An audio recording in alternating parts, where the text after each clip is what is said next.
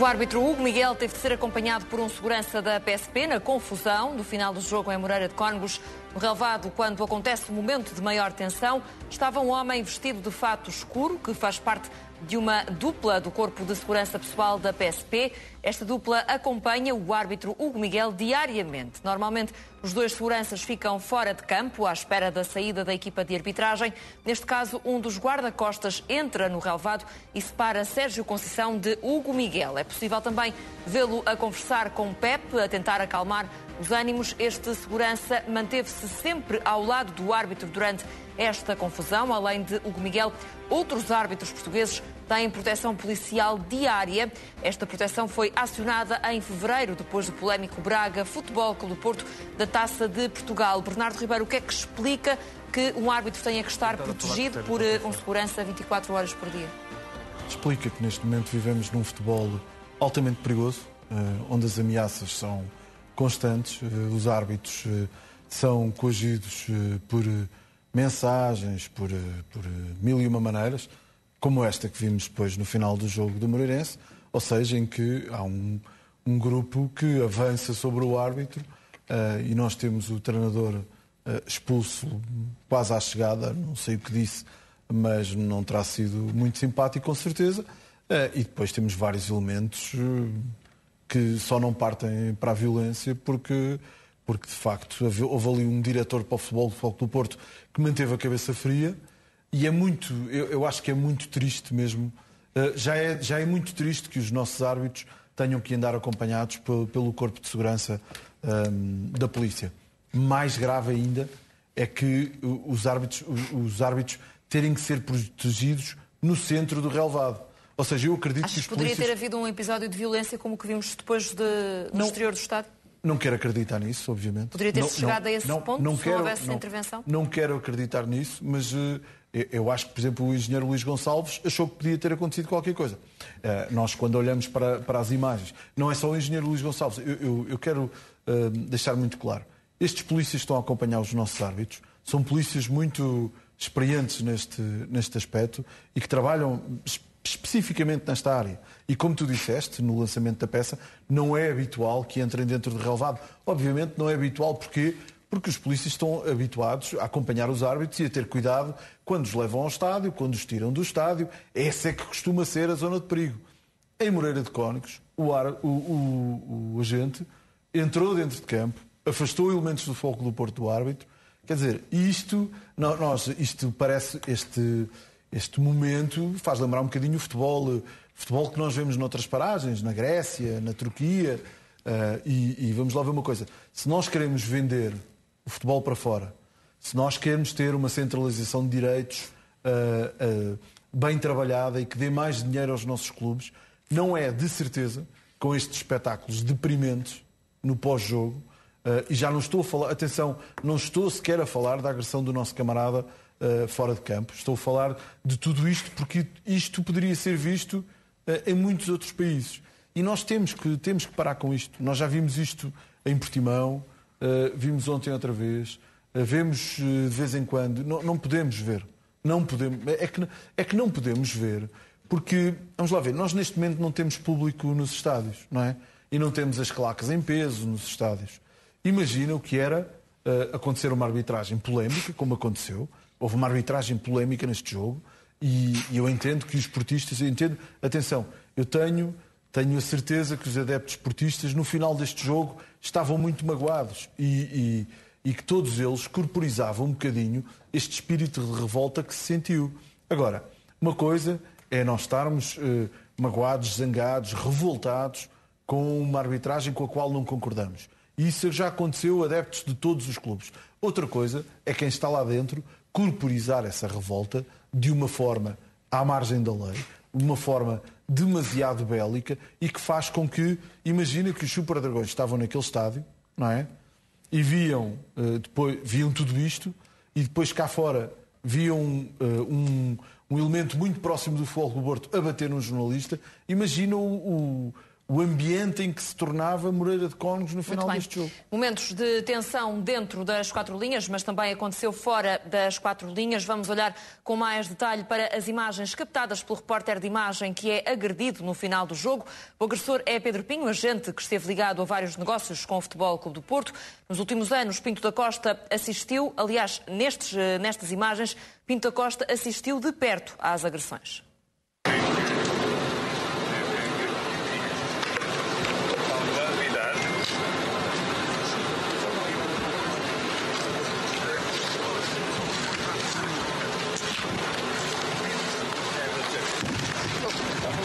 Mas já vamos deslocar muito que o furo, cara. Estás a perceber? Não.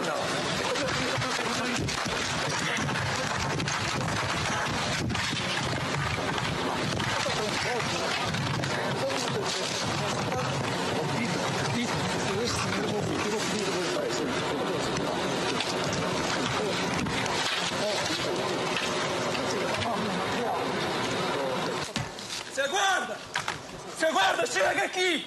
Tira-me a mão, caralho! Tira-me a mão! Seu guarda, identifica este senhor, se faz favor, está-me a agredir!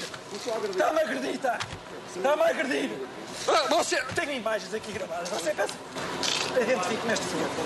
Eu estou a fazer o meu trabalho. Desculpe. Desculpe lá. Não desligue. Olha. Desculpe lá. Não desligue. Olha.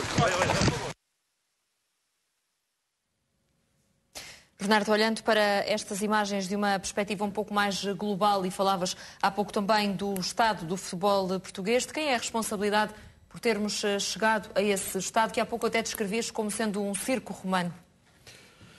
Aqui acho que o próprio Estado, e quando falo do Estado, falo das nossas autoridades competentes, tem alguma responsabilidade.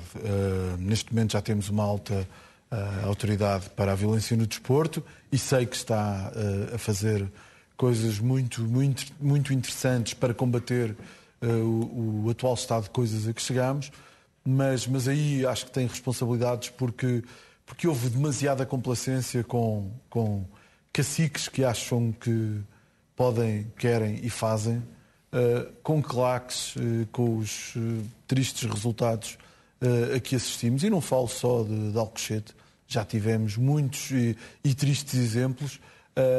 E isso faz com que o futebol português, depois, nós infelizmente estamos todos com saudades das bancadas, mas faz com que depois haja famílias que não querem ir ao futebol, que não querem deixar as suas crianças ir ao futebol. E porquê? Porque sabem que depois podem ter acesso a espetáculos deprimentes como este. Muito bem, vamos também olhar para possíveis efeitos desta agressão. A Procuradoria-Geral da República já abriu inquérito às agressões a um jornalista no final do jogo entre Futebol Clube do Porto e Moreirense. Quer isto dizer que o processo vai ser entregue a uma autoridade judiciária que vai fazer a investigação. Segundo o comentador da CMTV, Rui Pereira, em causa estão 4 crimes: atentado à liberdade de imprensa, crime de ameaça, ainda de coação e também de ofensa à integridade física qualificada. As imagens que estamos a ver foram captadas pelo repórter de imagem que foi agredido.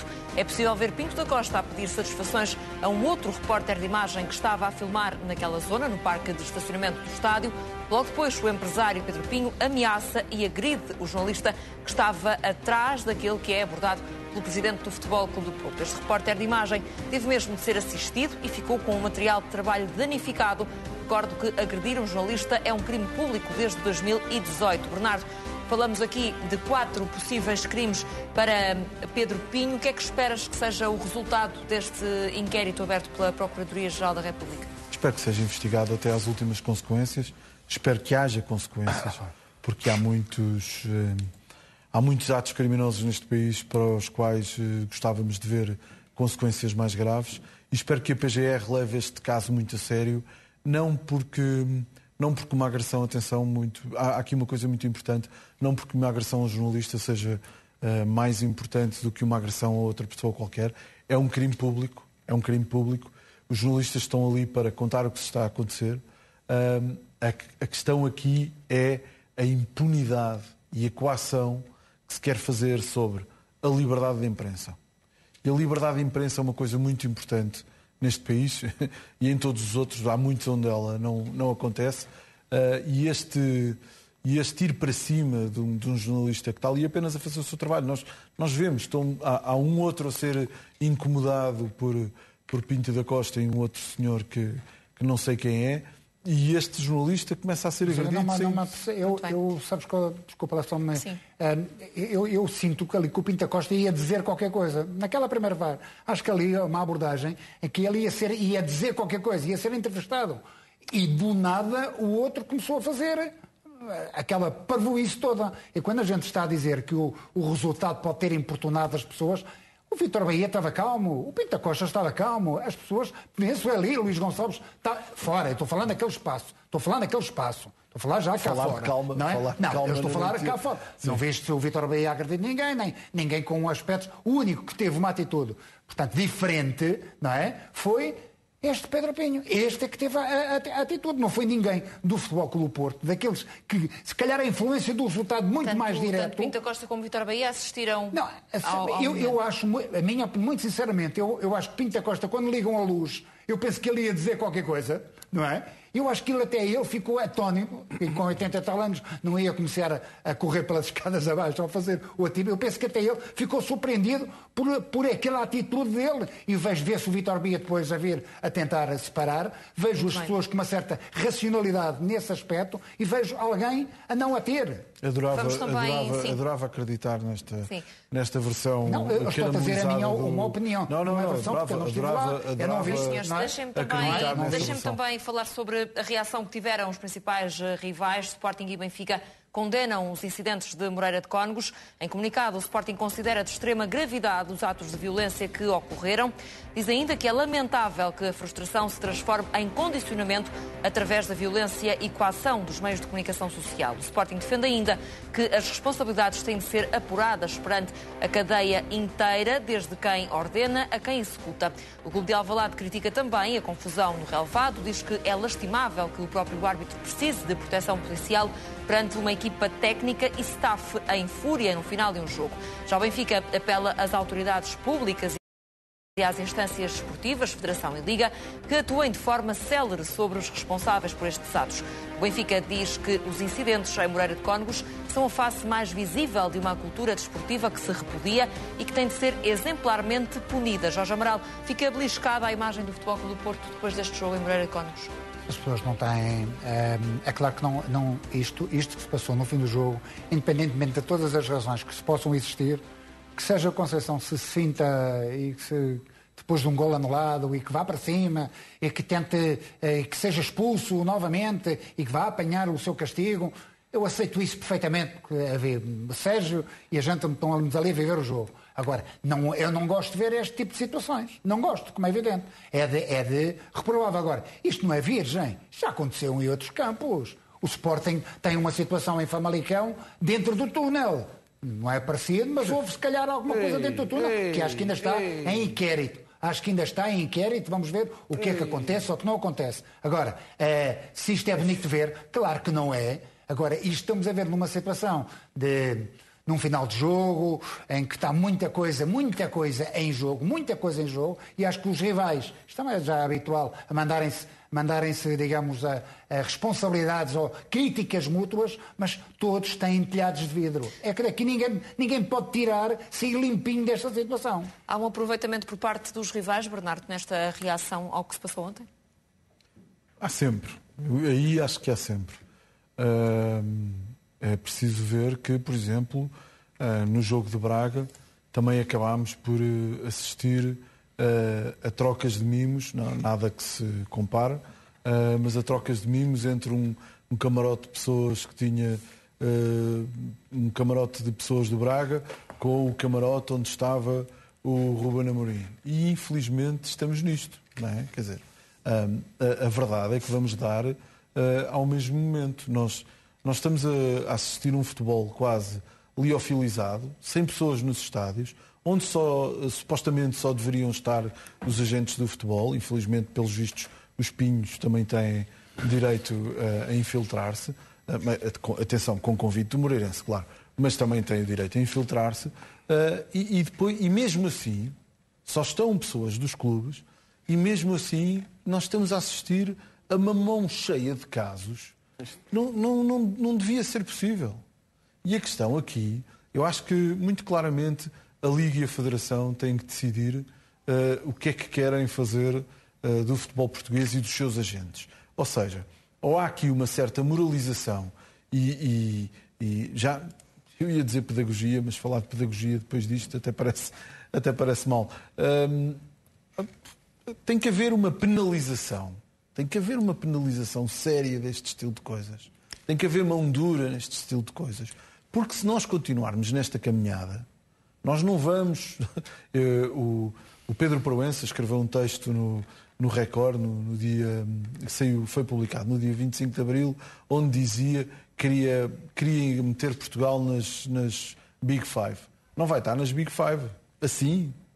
Nas Big Five? Como? Estamos a brincar? Não, nós estamos... Estas arruaças, estes tristes comportamentos a que assistimos, aproximam-nos da Grécia e da Turquia e de outros campeonatos onde nós vemos confusões. Não é isto. Fernando Mendes, querias também acrescentar alguma coisa? Mais uma vez, se calhar fui eu que ouvi mal. Estamos aqui a condenar uma ação de um agente desportivo, de um empresário de futebol que bate num repórter de TV, e vamos levar com o caso do túnel do Famalicão de Sporting. Não percebeu outra vez. Vamos levar com o túnel por causa do... Percebi. Por causa de um comunicado do Sporting. Não. Por causa de um comunicado do Sporting que condena isto. E nós estamos a falar de um caso que é grave para ir buscar uma coisa de há 4 meses. Eu nunca percebo nada. Só que há aqui outra coisa que parece-me ser importante. Parece-me ser importante uma coisa. O Sporting fez um comunicado, como fez o Benfica, e eu acho que eles têm razão. Só que há aqui uma coisa que... Vamos lá ver, que eu acho que o Sporting também devia ter feito. O Sporting condena, e bem, o Benfica condena, e bem, mas o Benfica também tem telhados de vidro. Não pode condenar nada. Muitas das vezes não tem, que já morreram pessoas aqui. Não é? E sim, ninguém condenou nada. O que é que eles estavam ali a fazer naquela altura? Os adeptos não tinham nada a estar ali. E não vi tanta preocupação na altura. Estão a condenar agora e bem. É como o Sporting. Eu acho muito bem que o Sporting condene isto, mas também não vi um comunicado. Eu falo contra o meu clube também. Um comunicado do Sporting, agora da chegada da equipa de Braga, não é? Quando a polícia estava com shotguns a mandar tiros de balas de borracha para os adeptos, e não vi um comunicado da direção do Sporting a condenar isso. Já agora, Fernando, isso é que é feio também. Fernando, admites a possibilidade de haver algum castigo ao Futebol Clube do Porto? Mas castigo porquê? Se isto é uma pessoa que não faz parte, alegadamente, trabalha com o Porto, mas se foi convidado, eu também, por Moreirense, eu também já vi hoje. E recentemente num jornal que o presidente do Moreirense desmente que tenha convidado o Pedro Pinho. Já vi. Eu já vi isso aqui, não sei se isto é verdade ou não, não é? Agora, o Futebol Clube do Porto vai ser castigado dentro dos acontecimentos do campo? Acho que tem que ser castigado. Todos nós vimos. Agora, da parte de fora, por parte do Pedro Pinho, vão castigar o Futebol Clube do Porto porquê? Não vejo motivo para isso, acho eu. Apesar de ter ligações fortíssimas ao Futebol Clube do Porto, que é evidente. Vai para a festa dos jogadores, à festa de aniversários, ele está lá metido, faz negócios com o Futebol Clube do Porto. Agora, isso é uma coisa, não é? Agora, o Porto ser o Futebol Clube do Porto ser penalizado por esta situação, acho que não faz muito sentido, mas... Vamos continuar a olhar para este caso, até porque o empresário Pedro Pinho estava junto da comitiva do Futebol Clube do Porto em Moreira de Cónegos. Nesta imagem é possível ver o empresário de calças cinzentas a conversar com Luís Gonçalves, diretor-geral do Futebol Clube do Porto. Neste momento, poucos minutos antes da agressão, vários elementos da comitiva portista estavam num relevado secundário do estádio do Moreirense. Quanto ao Futebol Clube do Porto, mantém-se em silêncio sobre a agressão de Pedro Pinho a um jornalista. A agressão do empresário ao repórter de imagem aconteceu na presença de Pinto da Costa e de Vítor Bahia, mas até ao momento ainda não houve qualquer reação oficial por parte do Futebol Clube do Porto. A única informação que há é de que o presidente do Futebol Clube do Porto e também Vítor Bahia terão feito pedidos de desculpa via telefone.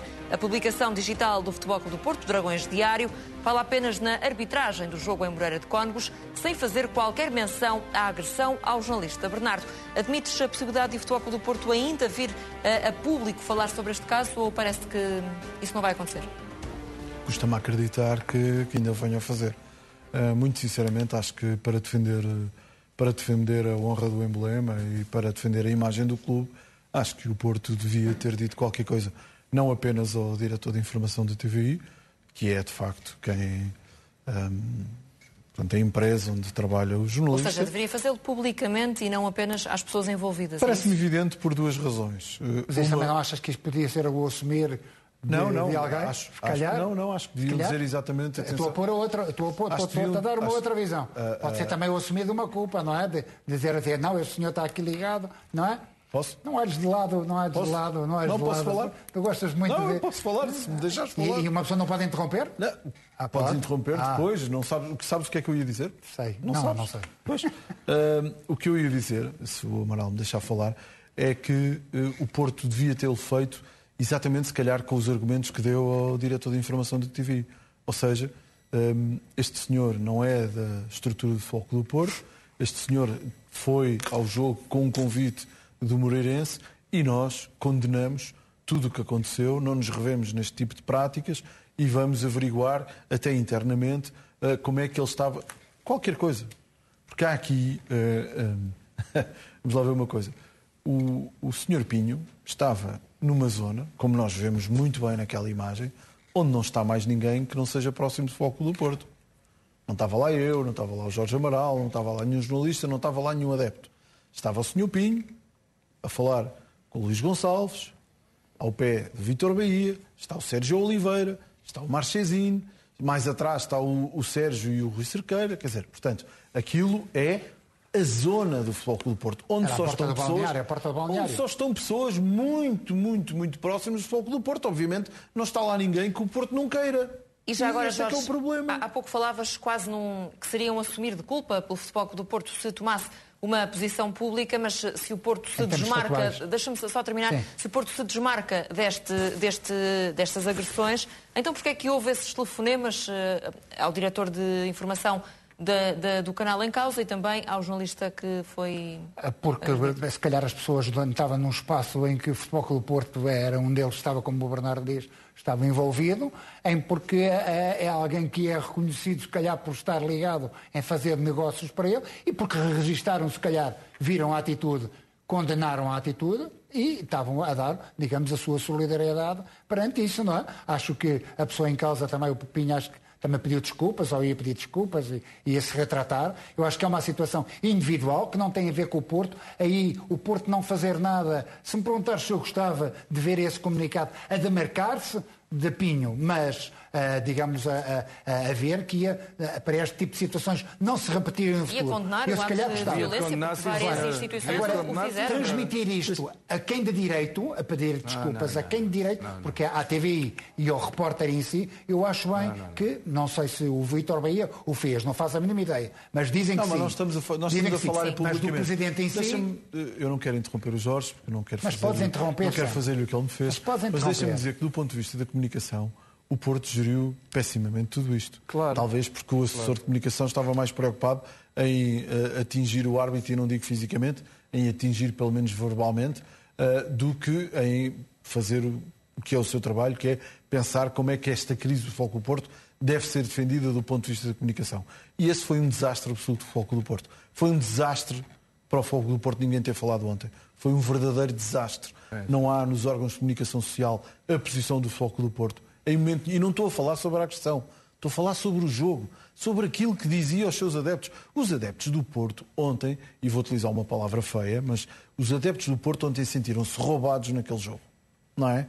E não há uma palavra de um dirigente, não há nada, há zero. E porquê? Porque o Porto não pensou nisto em termos de comunicação. E a desorientação em termos de comunicação continua para hoje, Porque é mais do que óbvio que o Porto se devia ter demarcado deste ato. E não se devia ter demarcado só ao diretor da TVI. Devia-se ter demarcado perante o país, perante as autoridades competentes, dizendo, atenção, meus senhores, nós de facto no centro de relvado nós não nos portámos bem, mas tudo o que aconteceu depois não tem nada a ver connosco. Ao estarem calados, vamos lá ver, este silêncio do Futebol Clube do Porto... Eu, em relação à primeira parte, eu concordo contigo. Este silêncio, em relação ao jogo. Este silêncio do Futebol Clube do Porto, o que é que faz? Não. Parece que estão comprometidos com o caso. Exatamente. Não é? Quem é que é importante aqui? É o país ou o diretor de informação da TV? Atenção, eu entendo os telefonemas pessoais ou o diretor, acho que ficam muito bem. Mas o país todo viu isto. Nós estamos aqui a falar sobre isto. Não é mais do que óbvio que o Porto devia ter feito um simples comunicado a dizer o Porto condena todos os atos de violência, não se revê no que aconteceu e vai tentar perceber o que é que correu mal. Concordas, Fernando, que o Porto geriu mal este caso em termos comunicacionais? Claramente. E concordo plenamente com o Bernardo. Desmarcava-se disto. Condenavam toda esta situação. É uma pessoa que está ligada a nós, teve uma atitude que não devia ter tido.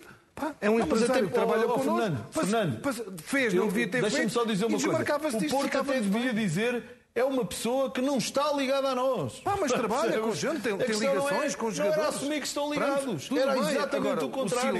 O silêncio compromete o Futebol Clube do Porto. Isso é evidente. As desculpas é excelente, claro, tem que pedir desculpas. O Vítor Bahia nisso foi fantástico. Também não esperávamos outra coisa do que nós conhecemos o Vítor Bahia. Uma pessoa como o Vítor Bahia, que é uma pessoa simplesmente fantástica. Não esperávamos outra coisa de Vítor Bahia. Agora, por parte da estrutura do Futebol Clube do Porto, deviam ter condenado esta situação. Independentemente, vamos lá ver, isto não se pode tentar colar, e já vi, e há uma tentativa de colar o que se passou dentro do campo com isto. O que se passou dentro do campo foi feio. Foi feio, o Futebol Clube do Porto, já vamos falar mais tarde, foi prejudicado. Isso é uma situação. Outra situação é uma pessoa, não é? Goste ou não se goste, que está ligada ao Futebol Clube do Porto, que está ligada. Não adianta andarmos aqui com trapalhices, ter agredido um jornalista. Não podemos, não é? E está-se aqui a misturar o que se passou dentro do campo, tem a ver também com isto. Mas são situações completamente diferentes. E tem-se de diferenciar isto. José Calado, concordas que este silêncio do Futebol Clube do Porto deixa o clube mais comprometido, neste caso? Sinceramente, já não concordo nem discordo com nada. Depois de ter ouvido o Jorge dizer que Jorge Nuno Pinto da Costa se colocou ali, que ia ser entrevistado, eu acho que nem ele próprio acredita nisso. Até porque não está lá nenhum jornalista com um microfone para Jorge Nuno Pinto da Costa ser entrevistado. Não está o cameraman, não estás a ver o cameraman, até acende a luz e tudo. Para mim, quando ouço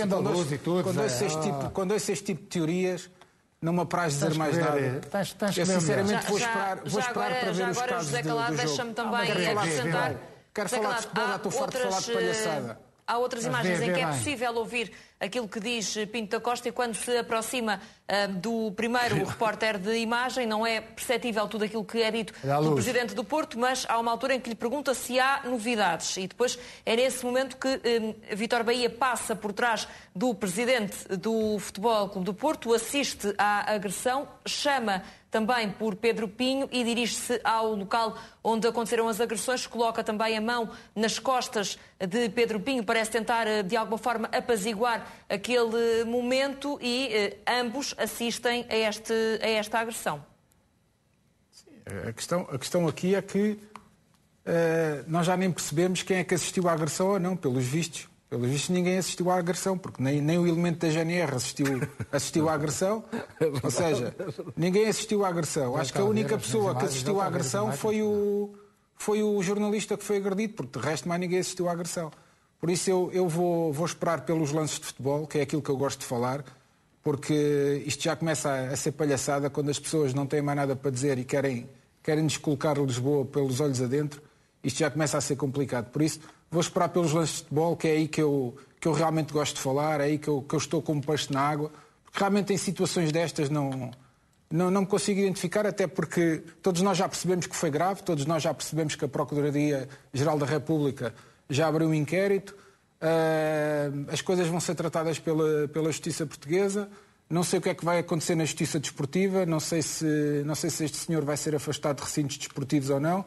Ou seja, por isso nós não sabemos, vamos esperar o que é que irá acontecer. Calado, com a nossa justiça desportiva, o jornalista ainda vai ser castigado, proibido de frequentar os campos de futebol. Isto aqui não tem a ver com a parte tanta coisa, esportiva. o homem ainda vai ser proibido, não tem nada aqui para os jogos de futebol durante 3 ou 4 meses, vais ver. É um crime público, não tem a ver com a parte esportiva. Sim, não tem nada. É um crime público, pá. Muito bem, vamos também olhar para Sérgio Conceição, porque esteve também envolvido num episódio também no final do jogo. Pode, por isso, falhar o clássico frente ao Benfica, depois de ter sido expulso no final do jogo com o Moreirense. O técnico do Futebol Clube do Porto protestou muito com o árbitro Hugo Miguel depois do apito final do jogo em Moreira de Cónegos. Sérgio Conceição acaba mesmo por ver o cartão vermelho. É a 4ª expulsão do treinador esta época. O técnico está, assim, em risco de falhar a deslocação do Porto ao Estádio da Luz daqui a 9 dias. O Conselho de Disciplina ainda vai deliberar sobre o assunto, mas é forte a possibilidade de o treinador do Futebol Clube do Porto ficar fora do banco de suplentes no clássico frente ao Benfica, que está agendado para o dia 6 de maio.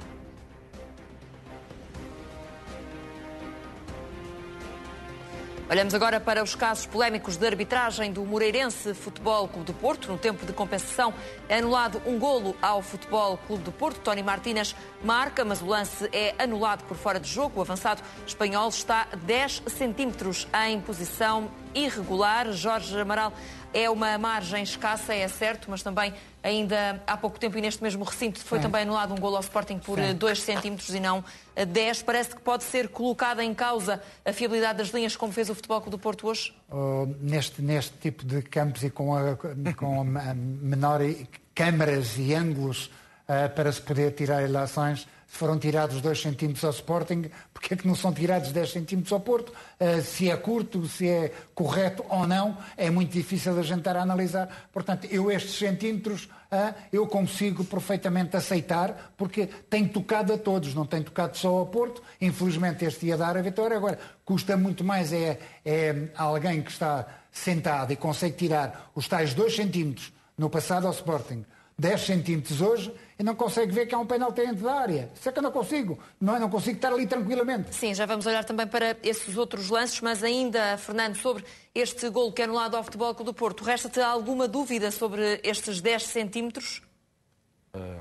O Amaral agora teve bem, e é correto, mas é curioso que, de alguma parte, de algumas pessoas, de alguns adeptos, estes 10 centímetros, isto era tudo fabricado, não é? Mas quando foi no Sporting os 2 centímetros, o VAR é isto que veio trazer ao futebol português e ao futebol europeu. Justiça. Como foi estes 10 centímetros? Já se começou a me pôr em causa outra vez o VAR. Que isto é muito curioso. Estamos a assistir agora uma coisa que é... Nós temos e tenho visto outra coisa que acho que está a ser fantástico, que é... temos vários analistas da arbitragem, quando analisam os lances, não é? Que é curioso, quando analisam os lances contra outros clubes, as decisões que eles dizem que os árbitros tomaram, quando é em favor do seu clube, não é? Sim, senhor, estes árbitros é que são as pessoas excelentes. Eu já ouvi várias vezes. Isto é que é. Mas quando é ao contrário, passado 2 ou 3 dias, esses árbitros já não prestam para nada. Quando tomam decisões ao contrário, ou quando têm análises diferentes. Isso é muito curioso, que é muito curioso isto. Portanto, 2 centímetros é inacreditável, não é? O VAR, e bem, como toda a gente diz, na altura, isto é que o VAR veio trazer de bom ao futebol português. A verdade neste lance não tinha sido inicialmente assinalado pelo assistente, sim. Agora é o campo que é diferente e não sei do quê. São 10 centímetros, o que é que se há de fazer? O Sporting ainda tem um recorde mundial. É mundial 2 centímetros. Vamos olhar para outros lances. São muitos os lances polémicos deste jogo. Aos 81 minutos, Francisco Conceição cai na área. O jogador do Futebol Clube do Porto queixa-se de uma falta de Abdo Conté, mas o árbitro manda seguir. Foram vários os jogadores que gritaram em forma de protesto. Aqui Bernardo tem razões para se sentir prejudicado o Futebol Clube do Porto? Parece-me que é o lance que tem mais razões para se sentir prejudicado. Parece-me que o Francisco é de facto arrombado pelo Abdu, que não toca na bola, portanto parece-me que há falta por marcar. Deixa-me só 5 segundos. Sim. Acaba por ser curioso que tudo isto aconteceu, toda esta raiva aconteceu e o Rui Cerqueira e Sérgio Conceição foram para cima do Hugo Miguel, muito por culpa de uma decisão que não tem nada a ver com ele, que é do golo. O Hugo Miguel dá golo. O golo é revertido pelo VAR. Porque se o Porto tem ganho no último minuto com aquele golo, provavelmente o Sérgio chegava ao final do jogo, falava dos lances de penaltis, não sei o quê, mas com a vitória isto era tudo muito mais sereno. E o Hugo Miguel... Não, tenho a certeza absoluta que era assim. Certeza absoluta. E o Hugo Miguel acaba por ser quase ali, não é? Estar metido no meio daquele circo por uma decisão que não é dele. Não é dele. Não é ele que anula o golo da vitória do Futebol Clube do Porto. É por intervenção do vídeo-árbitro. José Calado considera o Futebol Clube do Porto que este é um lance de penalti indiscutível. Concordas? Concordo. Acho que o jogador é tocado quando puxa a bola para o seu lado, pelo seu lado direito, é tocado com o joelho do jogador do Moreirense e por isso eu acho que havia motivos para a marcação de penalti. Fernando, aqui seria também um lance para a intervenção do VAR? Penalti claríssimo. Não há, apesar do Abdul Conte ter quase o dobro do tamanho do menino Francisco, é penalti claríssimo. Claramente dá-lhe uma porrada. Começa para coxa e depois ainda o empurra. Razões de queixa ao Futebol Clube do Porto, na minha opinião. Sim, não pretende rigorosamente disputar a bola, simplesmente afastar o Francisco do lance. Há outro lance sobre o qual o Futebol Clube do Porto reclama penalti e aconteceu já nos instantes finais do jogo. O árbitro assinala a falta de Dalberto sobre Luís Dias à entrada da área do Moreirense. O Porto reclama que a falta é dentro da área. E aqui, Bernardo, tem razões de queixa o Porto? Não, acho que é falta clara, mas é fora da área. O pé que é atingido do Luís Dias está claramente fora da área, portanto parece-me que a falta é evidente e falta para o cartão, mas fora da área. Diz o Porto, Jorge Amaral, que este lance era dentro da área, concordas? Eu concordo porque eu acho que ele está em cima da linha, o pé direito está em cima da linha e o pé esquerdo está dentro da área e o jogador está dentro da área. Por isso é que eu acho que, e já vi também este lance muitas de vezes, e se está em cima da linha é penalti, e se o pé esquerdo, que também é atingido, está dentro da área, por isso é que eu acho que é penalti. Daqui a pouco já vamos também ouvir a opinião dos nossos especialistas em arbitragem, mas para já, Fernando, pareceu-me que não concordavas muito com esta análise do Jorge. Não, falta clara. O pé esquerdo do jogador do Moreirense vai tocar no Luís Dias, na minha opinião, ali no limite, mas fora da área. Sim. Até porque eu acho que ele... No limite. Até porque ele nem faz a falta com o pé direito. Ou seja, a falta é com o pé esquerdo. A falta é com o pé esquerdo. Ele não faz falta com o pé direito. É com o pé esquerdo e ele está fora da área. Faz nos dois. Não. Faz nos dois. Faz primeiro num, faz primeiro no pé direito. O pé esquerdo do jogador nem toca. Quem atinge o pé direito nem toca no pé esquerdo é o Luís Dias. Exato, nem toca. É o Luís Dias porque falta claríssima. É o Luís Dias porque é rasteirado. E por isso é que o pé esquerdo toca no jogador de Moreirense. E de resto, essa falta foi assinalada pela equipa de arbitragem, mas fora da área. Foi por isso batido o livre. Há outro lance polémico, o Porto, perto do intervalo, fica a pedir penalti. É um lance com Pepe, em que Pepe cai na área, num lance discutido com Abdoulaye. O internacional português grita no momento da queda e fica a protestar com o árbitro. O Miguel considera que não há infração. E aqui, Jorge Amaral, havia penalti? Eu já mesmo durante a transmissão, o Marco disse que há um toque no gêmeo, há um toque, mas eu acho que aquele toque não é realmente para a queda do Pepe. Acho que para mim não marcava penalti. Acho que o Marco diz que há um toque no gêmeo, e repara-se que há um toque, mas não acho que seja, digamos, justificativo para cair. Concordas, Bernardo? Não, é um lance difícil em que eu confesso que aceito qualquer que fosse a decisão do árbitro. Acho que há um toque, parece-me que o toque é evidente.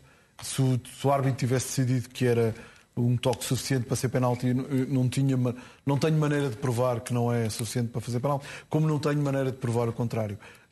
Há aqui apenas uma coisa que é, aqui acho que o VAR não pode intervir, porque aqui parece-me claramente um lance de interpretação, enquanto no lance do Francisco Conceição, só desculpa insistir nisto, mas é que a arbitragem do Miguel é completamente arrasada, mas na verdade ele não é nada ajudado pelo VAR.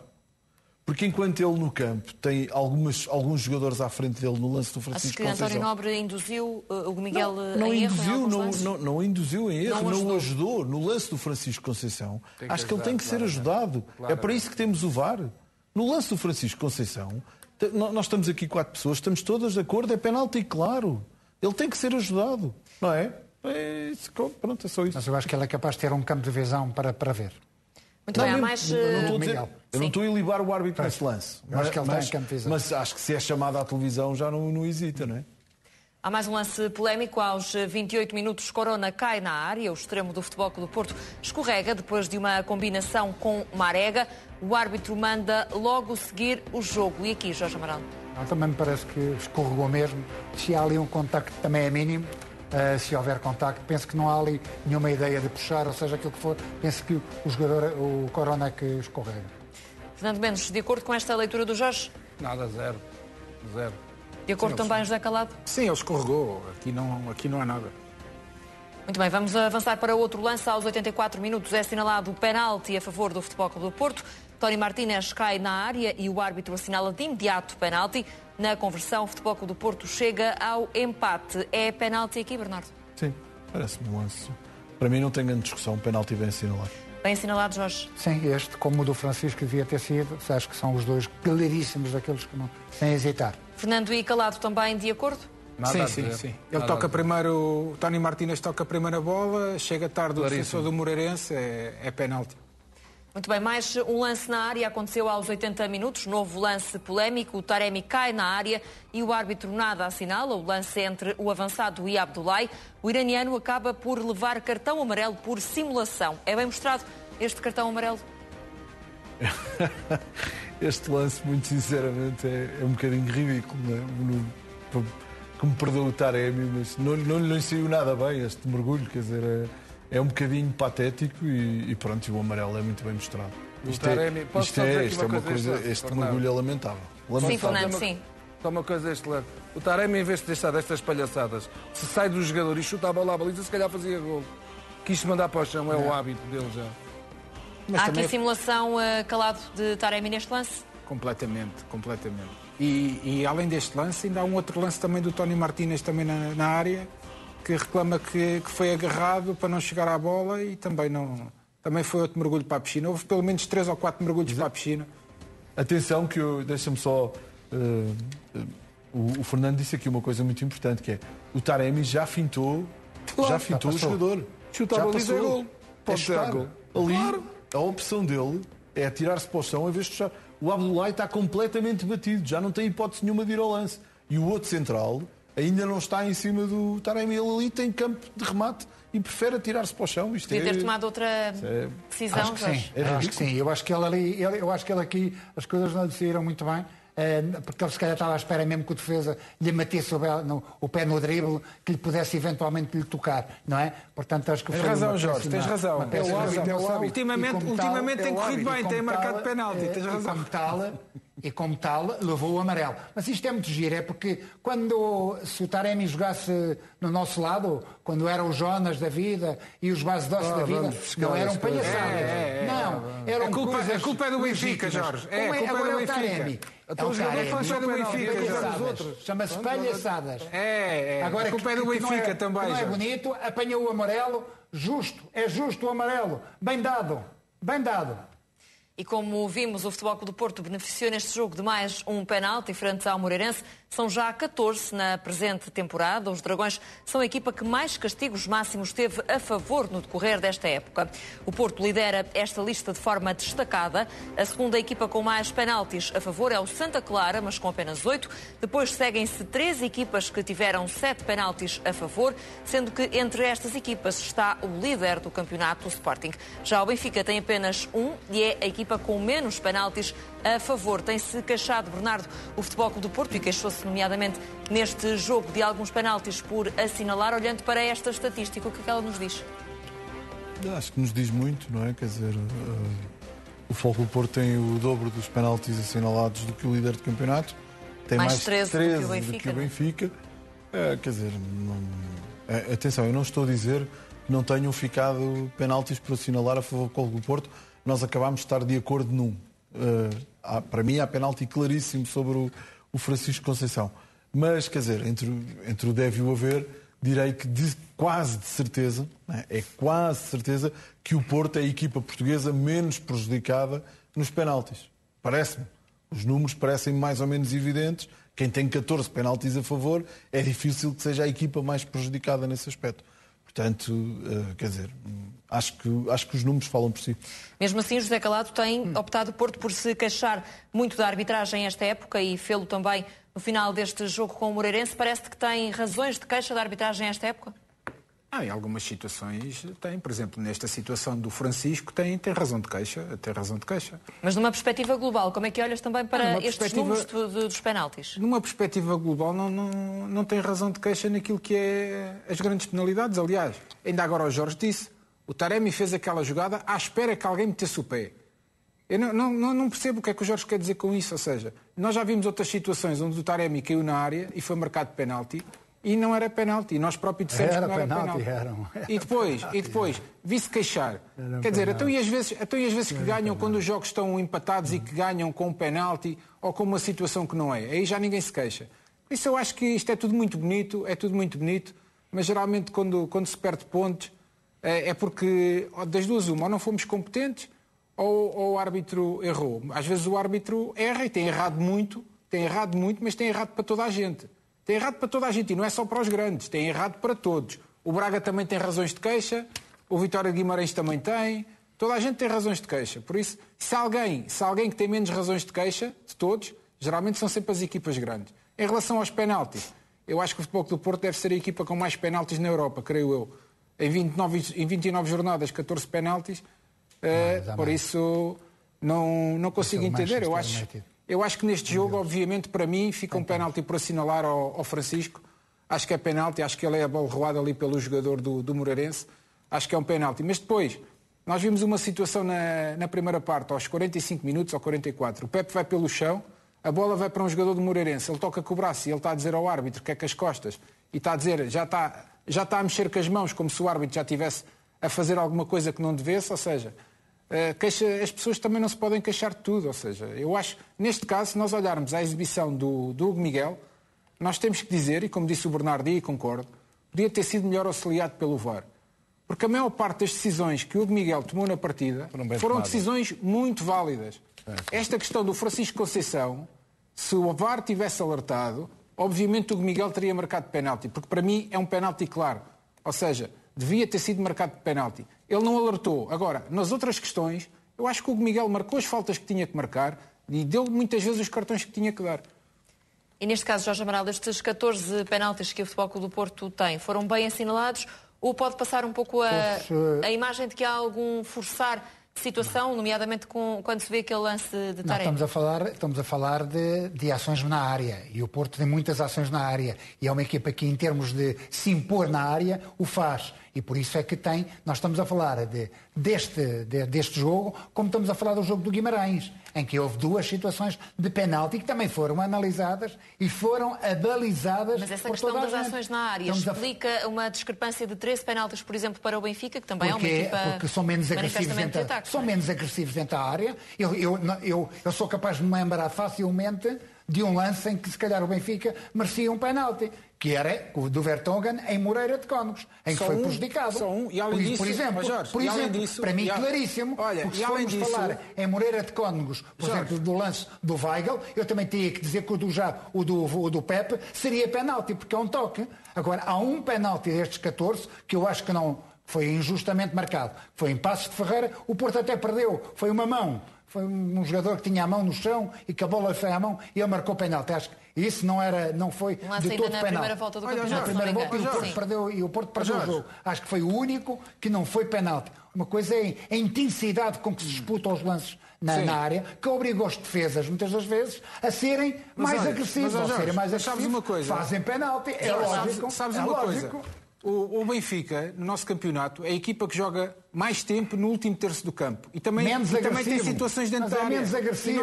E não são marcados penaltis. Olha, e recordas também, sabes o que já que tu tens uma boa memória, recordas também do empurrão do Pepe ao Pote no estádio de Alvalade e que não foi marcado penalti? Qual empurrou do Pepe ao Pote? Esse já não te lembras? O Zaidu. Tu queres falar de penaltis? Queres falar do penalti do Vlachodimos, por exemplo, na Luz, contra o Portimonense? Queres falar disso? Olha, quando tu falar tu tens uma memória seletiva. É que eu já não sei se tu acreditas no que estás a dizer ou só dizes para nós nos rirmos. É que eu já não percebo. É que a tua memória é sempre seletiva. É incrível. Tens uma memória seletiva. Olha que a tua não é. Dizes que te lembras tudo, mas é uma memória seletiva. Deixa-me só uma coisinha errada. Rapidamente, Fernando, estamos a falar das grandes penalidades, possíveis grandes penalidades. Pelo Jorge já vai para aí umas 50 grandes penalidades a favor do Futebol Clube do Porto. Infelizmente. É o que eu costumo dizer, não está cá o Soares. Se fosse o Soares era mais 40 penaltis. Ainda bem que tu disseste que era um penalti. Tu disseste que eram todas penalti. No último programa disseste que era um penalti. Eu quero recordar o Jorge uma coisa. O Sporting Futebol Clube do Porto. Penalti, claríssimo que não foi marcado. Foi marcado e depois foi anulado. Muito bem, Fernando. Temos Famalicão, penalti de João Mário. Fernando, já vou voltar a ti para fazeres esse levantamento. Daqui a pouco vamos também olhar para novas imagens das agressões em Moreira de Cónegos e também, como é habitual, à terça-feira vamos regressar com o Tribunal da CMTV, onde vamos analisar também os casos polémicos de arbitragem, a seguir a uma curta pausa nesta Liga 1. Até já.